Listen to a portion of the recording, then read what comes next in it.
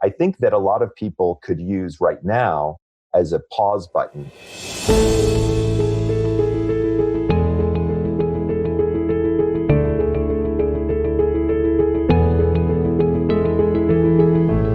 Really help with their sleep and to really start to optimize that sleep.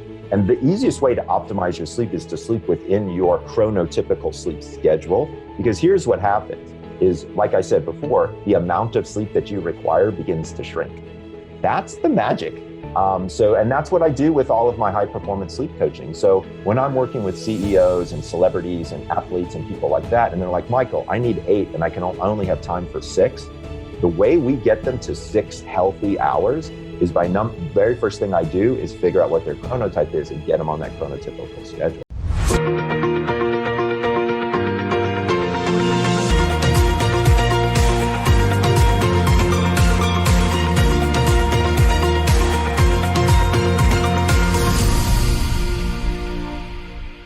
Meet my guest, Michael J. Breus. He's a clinical psychologist and both a diplomate of the American Board of Sleep Medicine and a fellow of the American Academy of Sleep Medicine. Dr. Breus was recently named the top sleep expert in California by Reader's Digest and one of the 10 most influential people in sleep. He is also a best-selling author of The Power of When, a biohacking guide to proving that there is a perfect time to do everything based on your genetic biological chronotype, as well as his second book, The Sleep Doctor's Diet Plan, Lose Weight Through Better Sleep.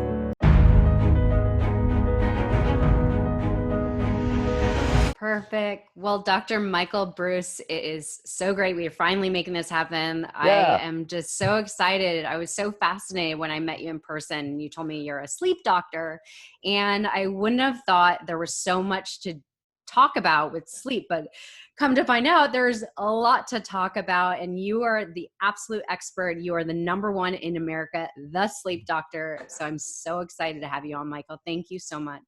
Oh, Eric, thank you for having me on your show. It's an honor to be here. I'm excited to talk with everybody about sleep and wellness and just kind of get into it. Amazing. Well, I know, let's talk about sleep. So there's so much. I imagine one of the common things that you're asked about when you tell people you're a sleep doctor is how after getting about 7.5 hours of sleep, I still wake up and I'm tired. So I imagine you have a lot to say about this. Can you explain? Let's start with the sleep cycles that actually affect the quality of sleep that we're getting. So that's a big question to unpack, right? So let's talk about I want to unpack a couple of different aspects to that. So the first, you started out the question by saying you get 7.5 hours of sleep and you still wake up tired. So first of all, let's talk about how much sleep should somebody get and how do we figure that out?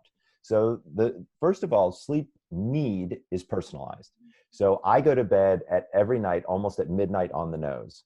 I wake up without an alarm clock at somewhere between 6:12 and 6:14 every single morning. Like, it's weird, and I'm like, I keep my eyes closed and I'm like, no, it's not going to be the time. I open up my eyes, fucking A, it's, 6:13 in the morning and there I am, right? So it's my circadian clock is very dialed in. But now notice what I said. I go to bed at midnight. I get out of bed at 6:15. I'm the sleep doctor and I get 6 hours and 15 minutes of sleep. How is that possible, right? So it's about optimization of your sleep schedule, right? And so what a lot of people don't know is there's this thing inside that we're born with called a chronotype. Now, a chronotype is a genetic predisposition for a sleep schedule. Most people don't actually even know that, but they probably heard of some vernacular or some terms out there that have been used for chronotypes like early bird or night owl, right? So if anybody out there is listening has ever been called an early bird or a night owl, actually, you already know a little bit more about sleep than you thought. So it turns out that those are genetic predetermined sleep schedules that are in our bodies. So one of the things that you said was, after getting 7.5 hours of sleep, I wake up, I don't feel so good. That could be because you're not sleeping within your chronotypical swim lane, if you will, or your chronotypical schedule. So I'm a night owl. Now notice I said I don't go to bed till midnight, right? Because I'm a night owl. I've gone to bed at 10 o'clock before. You know what happens? I lie there at the ceiling and I get pissed off, right? I mean, everybody does. And same thing happens if you're an early bird. If you're an early bird and somebody tells you, hey, I want you to sleep until 11, what's going to happen? You're never going to be able to do it. Again, this is genetically predetermined. So how could people out in the universe listening to your podcast figure out what either their chronotype is or what is their sleep need. I got two ways for people to do that. So first of all, you were asking me about sleep cycles and sleep stages and what are all of those. So let's break that down for a second, because we can use that information to determine a formula to help us know what our sleep schedule should be. So it turns out that inside of your body, you go from wake to stage 1 to stage 2, down into stages 3, 4, back to stage 2, and then on into something called REM sleep. That little dance maneuver, which you have to do almost exactly in that order, takes approximately 90 minutes. All right, so everybody needs to log 90 minutes in for sleep cycles inside your brain. The average human has 5 of these 90-minute cycles. Okay, so 5 times 90 is 450 minutes, divided by 60, just to get the number of hours, is 7.5 hours. Okay, so number one, 8 hours is a myth. The math doesn't even work, right? I mean, I just laid out the average math for you. It should come up at least at 8 if that was really the recommendation, right? Because it's not. Okay, and so again, people don't get stuck on 8. Start with 7.5. Michael, what are you talking about? Start with 7.5. So here's what you can do. Take your socially determined wake up time. What does that mean? In my house, it's what time does my dog want to get up and go out? Okay, so that's Hugo. He's sitting right next to me. I'll bring him on here and let's. Very nice. Hugo makes a guest appearance on all my podcasts. Oh, good. I love it. That's He's so my great. Frenchie. I wish I could pick up my big pit bull and put him on my lap, but that's not going to happen. Probably not the best idea. So Hugo likes to get up right about the same time I do. And so if we count backwards from, let's say 6:30, just to make the math simple, 7.5 hours, that puts me in bed at 11 o'clock. Wait a second, Dr. Breus. Yeah. You said you go to bed at 12, and you just told us a formula that puts you in bed at 11. All right, how is that supposed to work? So I started at 11. So here's what was so fascinating is I started at 11, and because of the consistency of my wake up time, all of a sudden, I started waking up earlier. I was in bed at 11, and I started waking up at 6:30, no problem. And then all of a sudden it was 6:15, and then it was 6 o'clock, and then it was 5:45. And I was like, this is insane. So then I started going to bed a little bit later. So I went to bed at 11:15, then started waking up at 6, going to bed at 12, and all of a sudden, boom, I'm up at 6:15. So you have to play around with your little schedule quite a bit. Now, because I'm a night owl, I knew that I was probably needed to start pretty late, right? Because my natural tendency has always been late. When my wife and I were dating, I would pick her up at 8 o'clock. We would sit down at a restaurant at 8:30. We'd be out of there by 10. We'd go to a movie. We'd get out at noon, or midnight rather. We'd go for a drink. It never mattered to us that we were getting home at 2 o'clock in the morning because we were both night owls. Yeah. Right? But what if there's a mix up there, right? What if you have a partner that likes to be up early and you like to be out late? You know, like how does something like that work? And how does the sleep schedules work? You know, I always wish that Match.com would ask a bunch of sleep questions. That would be funny. Right? Wouldn't that be great? Like, wouldn't you like to know? Because by the time you end up in bed with Makes somebody, a difference. right? Like, I'd kind of like to know, like, do you snore?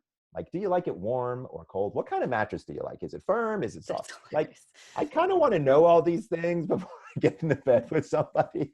But when we look at our overall amount of sleep that we're looking for, it can be variable. And believe it or not, depending upon your chronotype, some early birds don't actually need as much sleep. Some night owls don't need as much sleep. If you're interested in learning about what your chronotype is, I do have a way that everybody can do it. If you go to chronoquiz.com, you can actually, in literally 2 minutes, I can teach you what your chronotype is. There's 4, not 2. You might think, hey, oh, I'm an early bird, or oh, I'm a night owl, but you might actually not be.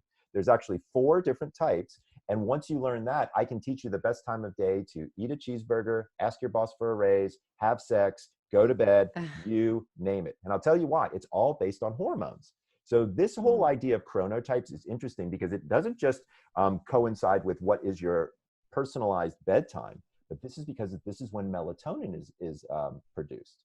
And so for early birds, it's kind of interesting. So if you've ever been called an early bird, guess what? You start producing melatonin at like 6 o'clock at night. Whereas if you're a night owl like me, I might not start producing melatonin until like 8 or 9 o'clock at night. So all of my hormones are shifted later, and all of an early bird's hormones are shifted earlier. There's real science behind all of it. We've got about 220 studies in the book. The book's called The Power of When. And it's a lot of fun. I teach people, you know, when to exercise, when to eat, when to sleep. And again, how much sleep can be variable. Also, one last point about the variability of the amount of sleep that you might need. Number one, things like mental health issues can change that. So depression certainly is something that has a lot of people sleeping a little bit more. If you find that you're more tired, exhausted, low energy during the day, or starting to feel down or blue, it might be depression that could be creeping in, or the COVID blues. A lot of people are kind of stuck indoors and it's not a lot of fun. And so they're sleeping longer and feeling less refreshed. And that can be a sign, unfortunately, of depression. And one of the biggest things I'm telling people is if you're quarantining or you're stuck inside or whatever it is that you're doing, stick to your sleep schedule. Like if people get one thing from this entire conversation that we're having, keep your wake up time, including the weekends. So yes, I get up at 6:13 on Saturday and 6:13 on Sunday. Is it fun? No, of course it's not fun.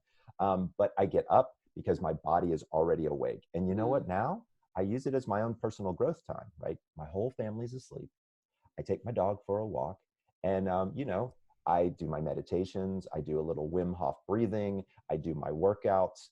My dog and I hang out all morning together. Like, it's just like my time to have for me. That's kind of one of the gifts that COVID sort of gave me because, historically, I was on an airplane almost every week, lecturing all over the world and teaching people about sleep. And to be fair, some of my sleep schedule got a little messed up. Again, flying here, flying there, trying to get to family, all the stuff that goes on in our busy lives.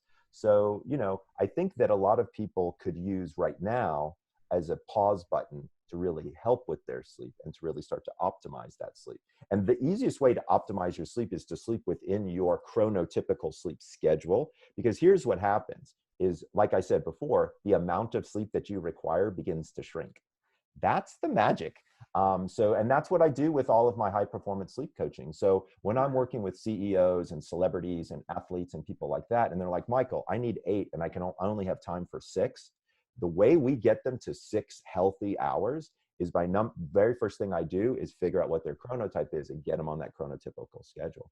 The second thing that I have a tendency to do is look at their supplementation and try to understand more about what's going on in their body. So magnesium, vitamin D, iron are the 3 biggies that have to do with sleep. Unfortunately, most people are deficient in magnesium and vitamin D. And a lot of women have anemia. And so that can also have a massive effect on sleep. And so when I look at those 3 areas, I usually run blood work or ask my clients to have blood work run with their physician. And then we have to fix if there's a magnesium deficiency and fix if there's a vitamin D deficiency. Only then do we actually know what somebody's sleep looks like, right? Because that's when they've got all the stuff in one their way to start. Right. Like that's the best baseline from which I would argue that you want to start. And so once we understand we got your chronotype, once we understand we got your supplementation correct, and we've got any of your deficiencies now fixed, then we do a baseline and we say, okay, how do you sleep for a week or so? So I use the Aura ring for people. Some people like the Whoop. Some people like to just do a paper pencil sleep diary. I don't care. As long as you collect baseline data that I know that I can work from, then we start to look at goals and try to understand, what does optimization mean to you, right? And so for some people, optimization means I want to wake up feeling refreshed with the least amount of sleep possible, right? That's what their that's what their definition of optimization is. I have some people who say, I want to have 5 hours of sleep a night and I want to have a 90-minute nap during the day and I want my body to be able to handle that. That for them is optimization. I have another client, actually a very famous one. His name is Steve Aoki. He's a electronic dance music DJ, okay? So he does 200 shows a year in different venues every single night. 200 shows, okay? And so his jet lag was unbelievable, right? Brutal. So optimization for him was elimination of jet lag. It may have had nothing to do with total amount of sleep. He just wanted to feel like he was in the right time zone when he landed places, right? And so I think everybody has different levels of optimization based on, their careers, their lifestyles, things of that nature. The good news is sleep can be optimized, no question about it. And I actually even offer an online course to teach people about sleep optimization. We can give people that in the show notes afterwards. Amazing. Oh my gosh, Michael, I have so much to break down with everything you said. Where to begin? Well, since you mentioned the chronotypes, I think we should start there, is unpacking that a little bit, because I know the 4 that you've mentioned, which you made, I as a mammal, basically, Yep. to differentiate them. So if you could talk about this Sure. little, unpack what these different So, chronotypes are. I know you said that there's a way to figure that out by taking your quiz, which I highly recommend. We'll include this in the show notes. But if you could unpack why it's so important, and I know that kind of it leads into everything that follows that to it optimize your does. sleep. It But does. if you could just unpack it a little bit. Of course. So when we look at these chronotypes, remember we were talking about early bird and night owl, and I said there's not actually two anymore, there's actually four. So back in the 70s, when this idea came up of early bird and night owl, quickly they actually came up with three, but most people don't know the third one. There was the early bird, there was the night owl, and then the people in the middle were called hummingbirds. Okay. And that was the terms that we use inside of sleep medicine. Oh, is he a hummingbird? Is she Hmm. a night owl? Is she an early bird? And we would kind of do that. My contribution to the literature was I thought that there was a type of insomnia that actually fit this genetic componentry. And I found it. It was in the literature, but nobody had actually paired all of these four together. So once I did that, I decided, well, I don't want to call it a bird name because I don't know what bird would be an insomniac bird, right? So I said, I'm a mammal. I want to choose mammals. So it was very interesting. You can only imagine in the marketing department when we were writing the book, because we figured out that we had the types, we didn't come up with what they were going to be yet. And so we're all sitting around and I'm like, I want them to be animals, and I want them to be animals that actually have the same chronotypical schedule, Amazing. right? Yeah. So that way, if somebody ever looked it up, they would be like, oh, this animal rep got it, right? It turns out nobody wants to be a porcupine. That's the big thing that we learned. So we also had to choose animals that people would aspire to want to be. Yeah. So early birds became lions. So lions are early risers. They usually wake up at 5:30, 5:45 in the morning. They're go-getters. They're usually type A personalities. They love to make lists, and they go from step 1 to step 2 to step 3 to step 4, almost militant in their thought process. Mm. They're really good at operations. They're really good at telling people what to do. They don't necessarily do the down and dirty type of work that gets done on a management level, but these are my COOs invariably. These are great operators and people who can really see large groups of people and how to help manage them and move that process along. By the way, it's not always good to be a lion because dinner and a movie is kind of out for a lion. Like, you guys have been up since like 4:30, 5 o'clock in the morning. It's like, if I turned to you and said, hey, let's go to the midnight movie tonight, you'd be like, there's no way, Michael. I started having dinner at like 6 p.m. now, my Right. boyfriend and I. So yes, we are like elderly people right now. Right, exactly. You're like the blue plate special, right? You're showing up, at 5 o'clock for dinner type of thing. So that's a lion, okay?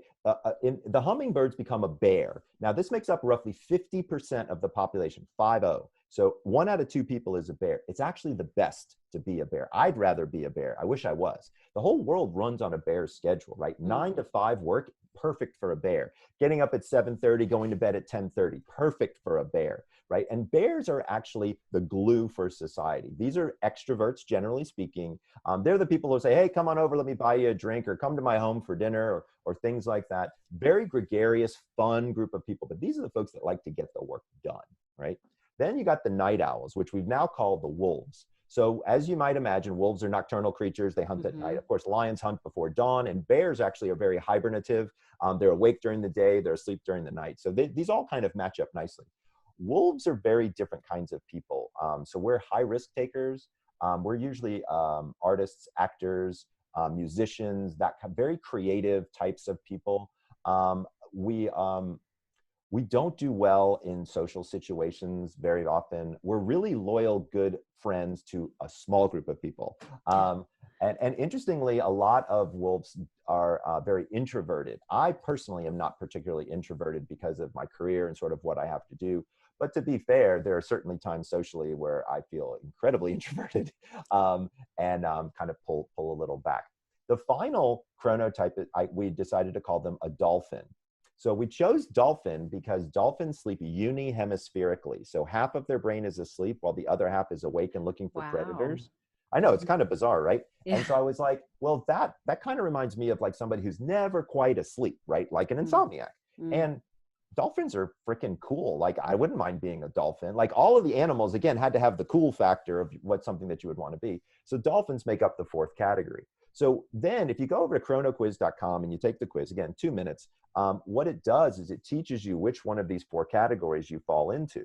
Now, to be fair, with bears, which is the biggest group, we do see hybrids. We've had almost 2 million people take the quiz now. And what we've discovered is there are early bears and there are late bears. So there are some people in the bear category that do like to get up early like you, or do like to stay up late like me, but they still actually fall into that bear category. What we were able to do then is, once we figured out the sleep stuff, all the hormone stuff became available, right? So I actually know, so like for guys, we know exactly when your testosterone is high and when it's low. For women, we know exactly when your estrogen and progesterone are high and when it's low. So, you know, the number one question that I get asked ever since I wrote this book is, what's the best time to have sex? That was just Right? that was gonna be one of my questions. I know. Everybody asks the question. So let's talk about it for a second, right? So generically speaking, without looking at chronotypes, let's just think through the idea, right? Is you need estrogen, progesterone, testosterone, adrenaline, and cortisol all to be high, Wow. and you need melatonin to be low for a profile for somebody who's going to become intimate with somebody else, right? You don't, right? But here's the problem. What happens at 11 o'clock at night? What does your hormone profile look like? It's literally the opposite, right? Melatonin is high and all those other hormones are low. So that's clue number one about when is the best time for sex. Clue number two, if you're in a heterosexual relationship, what do most men wake up with? An erection, right? If that is not, you know, Mother The Nature's obvious. when to use that thing, I don't know what is, right? I mean, come on, like, hello. So when we think about these things, then it gets really interesting. So that's easy if you're both the same chronotype, right? If you both like to get up early or you both like to stay up late, then it probably makes a lot of sense to find intimacy times. But what if one person's an early bird and one person's a night owl? You know, like, how does that type of thing work? So I actually created a matrix in the book, and you can put your chronotype on one side and your partner's chronotype on the other side. And I give you 2 different times during every day. One that's kind of like an early evening time for intimacy, and then one that's a morning time for intimacy. And what I tell everybody is the same thing. Try it. Just give it a shot This for a is week. science. Exactly. Number This is one, actually science. it's a lot of fun, right, to hang out with your partner, because you're like, hey, Dr. Breus says we got to have sex in the morning, so go brush your damn teeth and let's go, right? You know, like, that's how, and it's fun and people have a good time with it. But what you start to learn is the connection is better and the intimacy is better. And quite frankly, your performance is better, both on the male side and on the female side. So if there are guys out there listening and you know, having problems with erectile dysfunction, libido control, things like that, like, this helps with all of that. And by the way, so does sleep, right? So for both sexes, libido drive, sex drive and libido and all of those things are ultimately affected by sleep. Nobody really says, not tonight, I have a headache. Everybody's like, not tonight, I'm too fucking tired. You know, it's like, that's where people are. So let's flip that script, right? We know that sex is probably better to have in the morning anyway, just from a performance standpoint. Go ahead, have some sex in the morning with your partner. See what it's like. In the book, we also have, I had special matrices developed for lesbian couples and for gay couples, because the hormone profiles are different, right? If I have 2 women, their hormone profiles actually function very differently than if I have a man and a woman or 2 guys.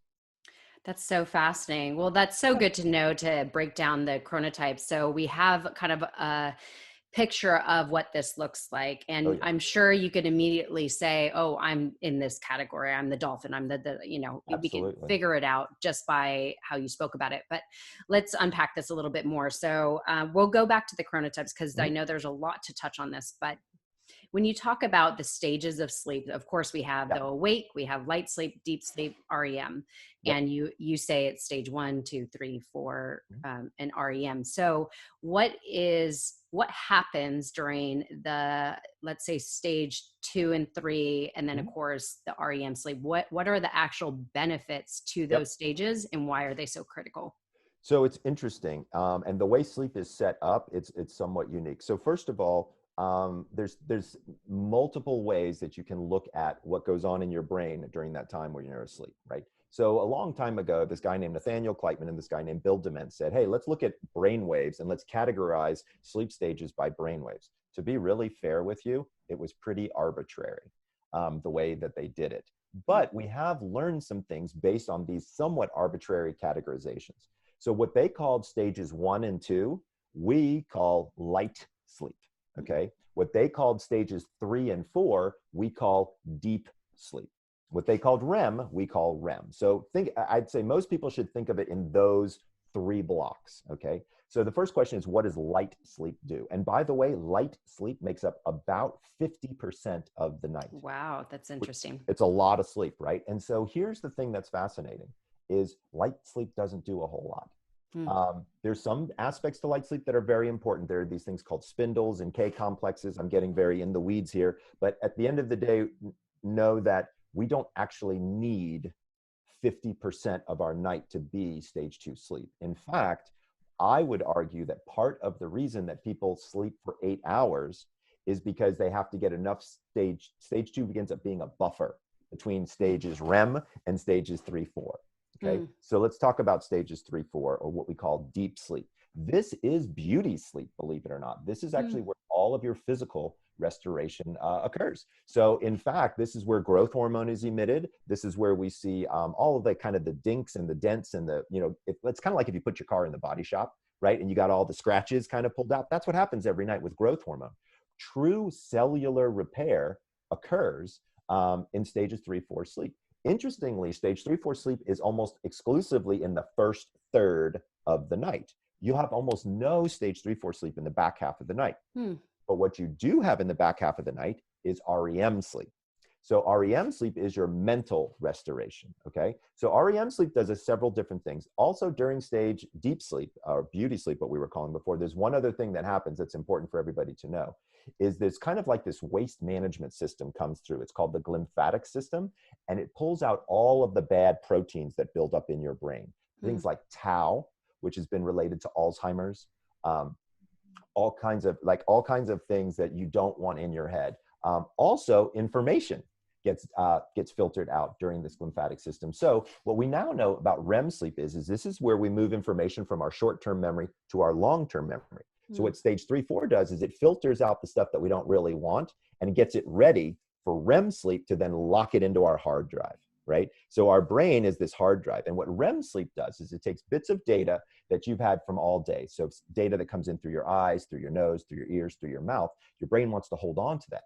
It's got to create an organizational substructure inside your brain and find the right filing cabinet and the right file drawer to deposit that piece of information, right? And kind of go in there because you want to be able to retrieve it if you need to answer a question later, or maybe it's procedural, it's teaching you how to ride a bike, what have you, right? So all of that occurs in REM sleep, right? Here's where it gets really interesting, is when you understand what your chronotypical bedtime is and you sleep within that swim lane, that chronotypical swim lane, you start to lose the light sleep.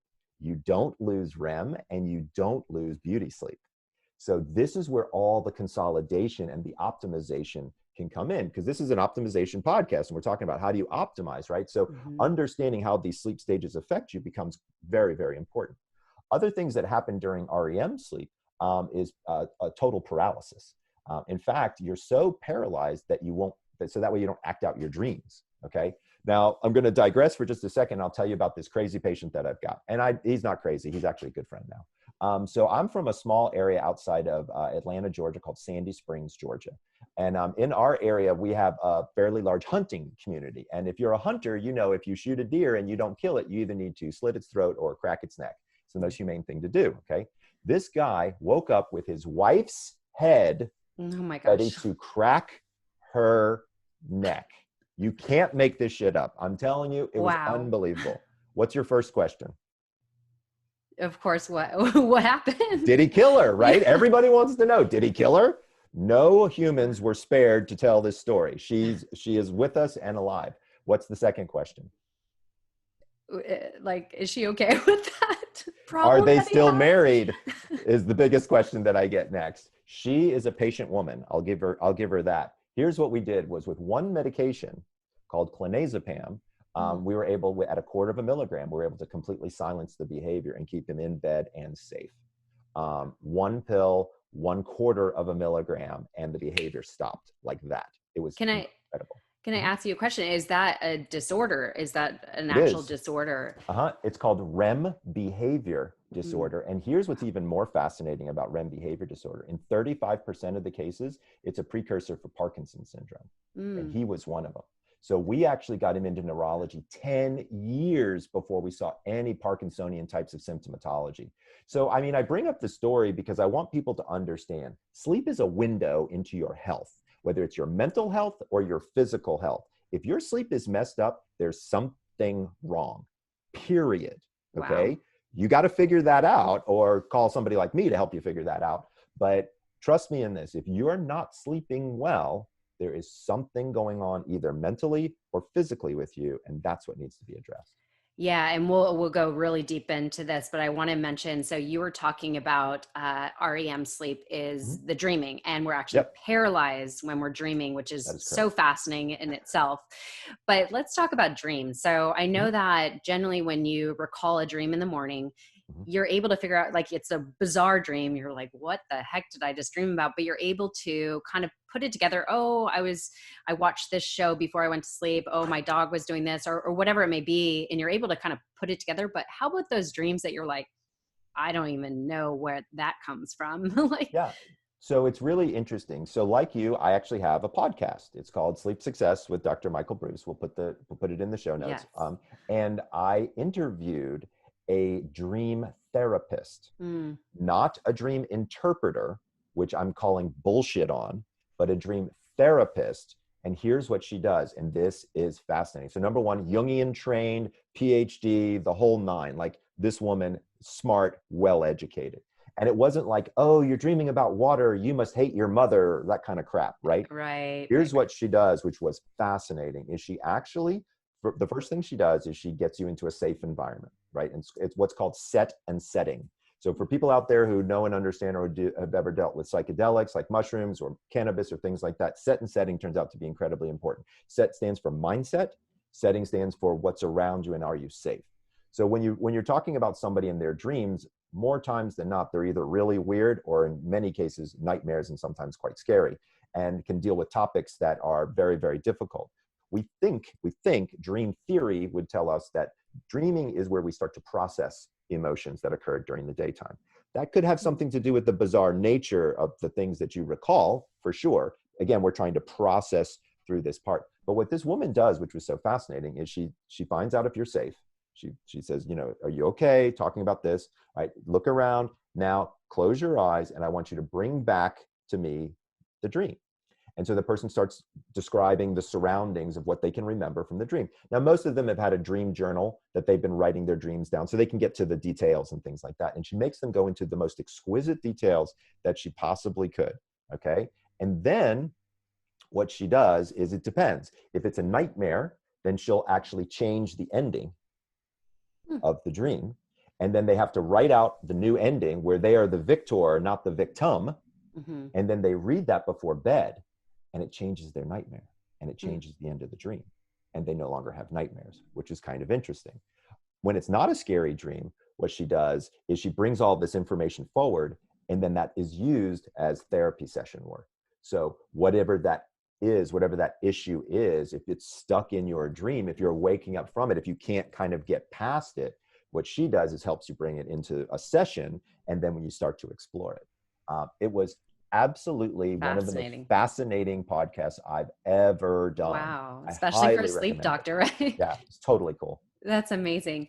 Well, you talk about the REM sleep is also where we take the short-term memory and we put it into long-term memory. So would you say if somebody is not getting enough REM sleep that we will have memory loss? So it's interesting. I would say on a big level, sure. But here's the easiest thing that I do. If people tell me they're not sleeping well, the first thing I say is, do you walk into rooms and forget while you're there? Do you lose your keys a lot or your phone? That's the sign that you're not getting enough REM sleep. Oh, that's fascinating. So that's good to know. It's more like little stuff. It's not like I can't remember how to drive a car or ride a bicycle, but it's like the little stuff definitely is affected by lack of sleep, for sure.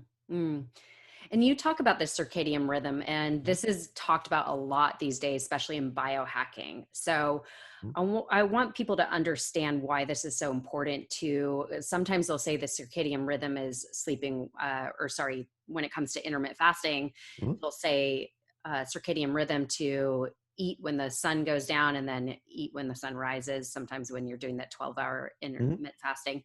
But why is the circadian rhythm so important for our body to be in tune with? Mhm. So so remember when I was talking about chronotypes Mm-hmm. before? So that's all based on your circadian rhythmicity. So all of the hormonal, so the reason that circadian rhythms are so important is because they drive all hormonal function in the body, period. So everything that your pituitary does is done based on a circadian rhythm. So your estrogen, your progesterone, your testosterone, your melatonin, like literally every hormone that you can think of that's in your body is regulated by this circadian system. And so if you don't have a healthy circadian system, it goes a little wonky. So the way I think about it is kind of like, have you ever been to New York City? Yes. And you know, they have this where the trains are, Grand Central Station. Have you ever been in Grand Central Station? Mm-hmm. So I've been there many times, and it's interesting. It's a really interesting place, but there are hundreds of trains that are coming in from all different places, right? And so, and it still works. Like trains come in, you get on, trains go out, and it's got this flow to it, and it's got this rhythm to it, Mm. right? A circadian rhythm to it. Just follow my thought process here. But what happens if there's something on the track, right? Something gets bogged down, or a car decouples, or something like that. You have a big freaking log jam in the middle of Grand Central, and all the trains that were going to be on that track now have to go someplace else or are Mm-hmm. delayed. The same holds true with our circadian rhythmicity and our hormones. If we're not following the circadian rhythm, our body doesn't know what to do, and we get a log jam inside, and that's where we get spikes of hormones and drops of hormones, and that's when weird shit happens. That's when we get, you know, problems with things like uh, chronic fatigue syndrome. That's when we get things with, you know, when people end up with super high levels of cortisol and they get adrenal fatigue. Like all of those things happen when we're not following our circadian rhythms. Mm. Okay, well, again, there's so much to unpack. This is just so fascinating. I know everybody's probably loving this because who would have known like all these little details about how important sleep is? But so this is an obvious question. What are the main things that ruin our sleep cycle besides stress? Everybody knows stress, but what are the main? Here's what I've done is I've actually created a 5-step plan for people that addresses each one of the biggest kind of sleep offenders. So if it's okay, can I give everybody my 5-step? Is that okay? Yeah, please. So step number 1 is to stick to one wake up time. I think I've beat that horse to death, but I think people understand why I'm saying that. But whatever your wake up time is, maybe it's based on your chronotype. I hope it is, but even if it's not, stick to it. Stick to it, stick to it, including the weekends. Step number 2 is to stop caffeine by 2 p.m. So you were saying, like, what are some of the things that we should look out for? Caffeine is probably the largest offender of sleep that we Mm, have. And I know there are listeners who are going to be like, huh, sleep doctor, you don't know what the hell he's talking about. I can have a cup of coffee before bed and I can fall right to sleep. right. I'm going to address that question first. So here's what I can tell you is you might be able to fall asleep with a cup of coffee on board. But if I put electrodes on your head, the quality of the sleep that you're getting is crap. Okay. Right. Everybody thinks of sleep as a quantity issue. Stop. Start to think of sleep as a quality issue.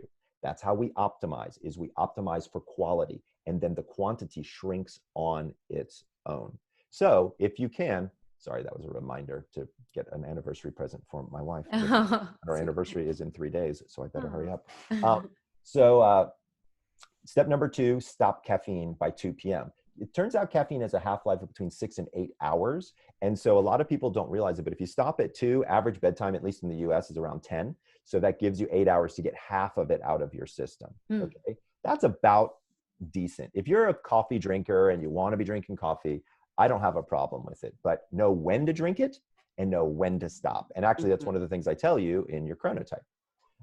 Step number 3 has to do with alcohol. There's a really big difference between going to sleep and passing out, okay? And the difference all comes from amount and the timing of ingestion, okay? So it takes the average human body approximately 1 hour to digest one alcoholic beverage, Okay, so thing number one to remember is, remember, alcohol is also a diuretic, meaning that it will make you pee and you will become dehydrated after drinking alcohol. Think about it. 2 glasses of wine in, you got to go to the bathroom, and then you're going to the bathroom all night long, right? So why is that important? Number one is hydration is a key metric for good sleep. You must be hydrated, okay? So for every glass of wine, drink a glass of water. It's not that tough, okay? Order them together. That's number one. Hydrate for the alcohol, the consumption, because it's going to be important. Did you know that sleep in and of itself is actually a dehydrative event? Right. Yeah, Yeah. most people don't know this, but just from the humidity in your breath, you lose approximately 1 liter of water every night. Wow. So if you go to bed dehydrated and sleep dehydrates you worse, and then you drink coffee in the morning, which is also a diuretic, you're an idiot, okay? Because your body is not going to function well. So stop, okay? Stop caffeine by 2 p.m. Stop alcohol 3 hours before bed and have 3 glasses of water. Why 3? Because you've probably had 3 beverages. So the rule is 1 glass of wine, 1 glass of water, wait 1 hour. 2 glasses of wine, 2 glasses of water, wait 2 hours. So I like to give everybody a little bit of room to wiggle and say 3 hours, you got to stop your alcohol. Now, to be fair, let's talk about consumption as well. For both men and women, once you go past 2 drinks, that's when shit gets weird. So with women, they have a tendency to get energized. With men, not only do they get energized, but they can get aggressive, right? The last thing that you need right now, okay, is extra energy at night or somebody getting aggressive at night with a bunch of drinks in them, right? That's not a recipe for good sleep, okay? Right. So remember, as close as you ingest the alcohol to lights out, that's when it has the biggest effect. Now, the next question is, well, what does it affect, Michael? I mean, how bad could it be, right? Alcohol makes me feel sleepy. I should be able to fall asleep, no problem. It's very bad because it literally wipes out stages 3 and 4 sleep, which is that physical restoration. So half of the reason that you wind up with a hangover is because of lack of stage 3, 4 sleep. The other half has to do with dehydration. So please, please, please don't drink yourself to sleep, even though alcohol is the #1 sleep aid in the world. More people use alcohol to make them sleep than anything else. Wow, that's crazy, eh? Yeah, it's absolutely crazy. Step number 4 is to stop exercise. Exercise daily, but to stop exercise 4 hours before bed. Why on earth would I want to do that? So remember, sleep follows the core body temperature cycle. So as your core body temperature cycle drops, melatonin rises and you fall asleep. Well, if you were just working out, I got news for you. Your core body temperature is not going to be dropping the way it needs to be. So you're fighting that, which means you're going to be fighting sleep. This is also one of the other reasons that we sleep better in a cool environment, because our core body temperature is dropping. So exercise daily, because exercise 100% improves the quality of your sleep, but don't exercise within 4 hours of bedtime. And my last recommendation is when you wake up, you want to give the sun a high five in the morning, go outside, drink 16 ounces of water, and get 15 minutes of sunlight at the same time. Go outside, take your shoes off, put your feet on the earth, okay? Just do it. I know it sounds stupid. I don't have any data on it. I do it every morning, and it feels great. I don't know why it feels good, but it just does, okay? The sunlight makes a lot of sense because sunlight turns off the melatonin faucet in your brain, helps clear brain fog. The water makes lots of sense because we know that sleep is a dehydrative event. The feet on the earth thing, I got no data on it, but I love it. So that's what I do. That is talked about a lot. It's something I can't remember what it's good for. I'm going blank. Yeah, well, it's That is earthing. I think it's called earthing and earthing, yes. grounding and all of that kind of good stuff. I don't know. It just makes me feel good. That's amazing. Okay, so that is a lot of info that is so valuable. So as far as let me go through kind of one through 5. So coffee, obviously a lot of people, as you mentioned, they drink it first thing in the morning. That's the first thing they do. They don't even drink water, which is like completely, as you Bad mentioned, no, because it's a dehydration. Like it's actually dehydrating you. Correct. So for those people that are instantly wanting that coffee first thing, what would you be you mentioned. So here's what I tell them. Wait 90 minutes. So if you wake up at 6:30, 90 minutes later, you can have your cup of coffee. Just wait. Because here's why. In order to pull the brain out of a state of unconsciousness, you need 2 hormones. You need adrenaline and you need cortisol. And they both have to be pretty jacked, okay? Look, if you wake up, your hormones are running, cortisol, adrenaline, running around this noggin of yours, okay? if you compared caffeine to cortisol, it would be like comparing weak tea to cocaine in terms of how powerful it is, okay? Wow. Adding coffee to a brain that's already got cortisol and adrenaline running through it makes no sense. It doesn't do any damn good. Wait 90 minutes, the cortisol begins to drop. We know this from our hormone research, and it actually helps lift the cortisol back up, and you get a bigger bang for your buck.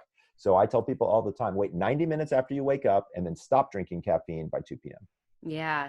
And actually what I do, first thing when I wake up, I drink warm lemon water. Oh, So I I like get my that. water and then I do actually posture alignment exercises. So I'm letting that set in. It takes about 20 minutes. And then I do my celery juice, 16 ounces. And then, can't see that. Okay, hold on. So then I do my celery juice. And then by the time I, get to coffee, it's been about 90 minutes. And then I do my movement and everything like that. So what are you showing us? 5 minutes. Okay. So as far as all the things, I mean, the things you mentioned were so valuable. One thing I want to pull out that I think is really important to mention. My mother once told me that she worked as a nurse and she did night shift. Oh, that's And tough work. That is tough work. yeah. So speaking about night shift workers, I think this is really valuable for those people that are really off on their sleep schedule. Mhm. Why is it so bad for us to work night shifts and why it increases actually cancer possibility? So yeah, so there's a lot of data looking at health of shift workers. So number one, it's terrible. The human body was not meant to be awake from 8 at night to 8 in the morning, basically. It just really wasn't developed to do it that way. Night owls, people like me, are better suited for that. And then there are extreme night owls who literally kind of live that opposite vampire-ish life. But the truth of the matter is that all of our circadian light signals that come during the day actually help with other functions that are going on in our body. Light is medicine.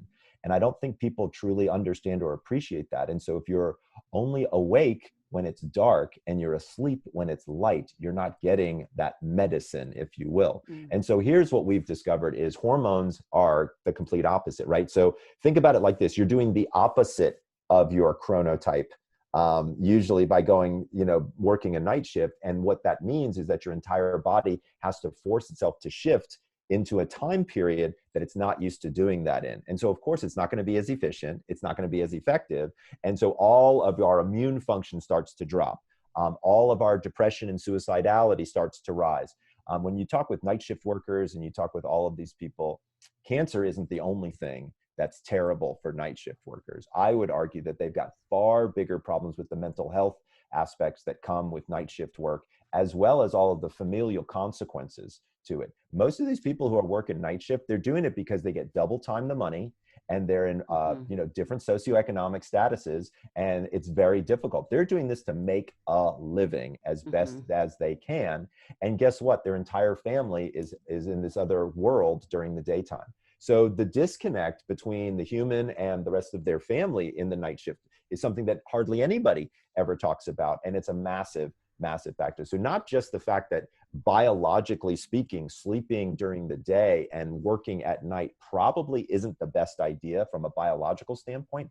I can assure you it's not good from a mental health standpoint in most cases. So families who have no choice but to have to do shift work really need to work together to open up those lines of communication so that the person who's kind of shifting knows and understands what's going on. And then all of them know, okay, this person's going to sleep now. We need to be quiet, or we need to have an area of the home or apartment where they can go there, do their thing. So it's a big, big disruption to just about everything. Yeah, I agree. And I just want to touch on one more point. You mentioned the cold and the heat of our body. And Yep. I know I've talked to some other guests on the podcast and about the cold shower thing, that we should do cold showers in the morning. Yep. And if you're going to do a shower in the evening, it should be warm. Correct. And I'm also curious in regards to a cooling pad. Would you ever suggest somebody should sleep on a cooling pad to regulate their body temperature during the night? Yeah, absolutely. And to be honest with you, a lot of my menopausal female patients love cooling pads. We talk about cooling all the time. I've written, I think, 8 different 2,000 word blogs on menopause. Wow. So for women who are listening who want to learn more about like, because I go through everything like how does HRT affect sleep? How do hot flashes affect sleep? What is the hormone imbalance? How does that affect sleep? What are the symptoms? What are the treatments? Like it's an important topic. And these pads, these cooling pads, they actually work pretty well. Mm-hmm. I had one that was called a chili pad that I've used that was really good. But there's actually, speaking of cool, I want to tell your audience about this really interesting product that I just became familiar with. It's Uh-huh. called the EBB Cool Drift Versa. Okay. This is a device that you actually wear on your forehead while you sleep. And it's got this little pack on it and it cools your forehead. Now you're probably like, Michael, what the heck are you talking about? So if God forbid you ever end up in the emergency room after a head injury or a car accident, one of the first things they do is they pack your head in ice. They Mm. do that in order to slow everything down because what they don't want is you bleeding out and all these other problems, right? So there's a protective effect of cooling the brain.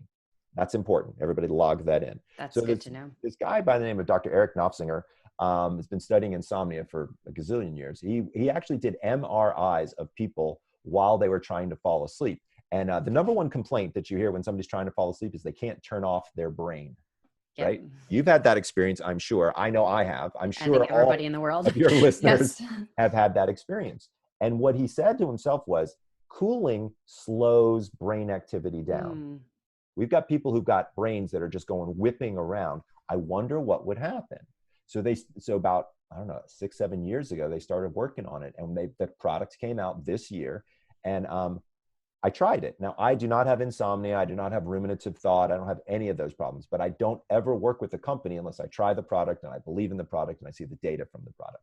Mm. So I put this thing on, it chilled my head. I fell asleep almost instantly. And Wow. I woke up literally 6 hours and 15 minutes. I didn't move. I slept so well and so hard.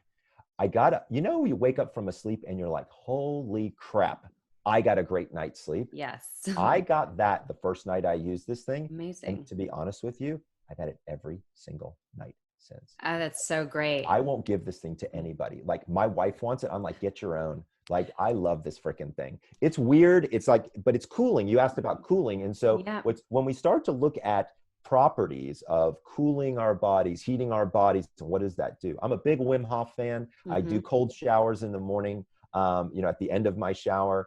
This cooling device is very, very useful for me, at least, to help improve the quality of my sleep. So generally speaking, it's been a very interesting ride when it comes to cooling and what's going on with our body. But just remember, our core body temperature and our sleep cycles function together. Yeah. Well, oh my gosh, Michael, I know you have so much knowledge to provide. And I know you talk about how we could actually improve our sleep when we are in different time zones, if we're Yep. traveling a lot. You talk about that. You talk about the supplements that will help improve sleep that's necessary to address Yeah. our chronotypes. I mean, there's so much, and I know we don't even have the time to even unpack more, but you have your podcast, The Sleep Mhm. Success. You are a world-renowned speaker. You are the number one sleep doctor in America. So I know, like, if you want to improve your sleep, listen to Michael. If you could talk to him, Sure. awesome.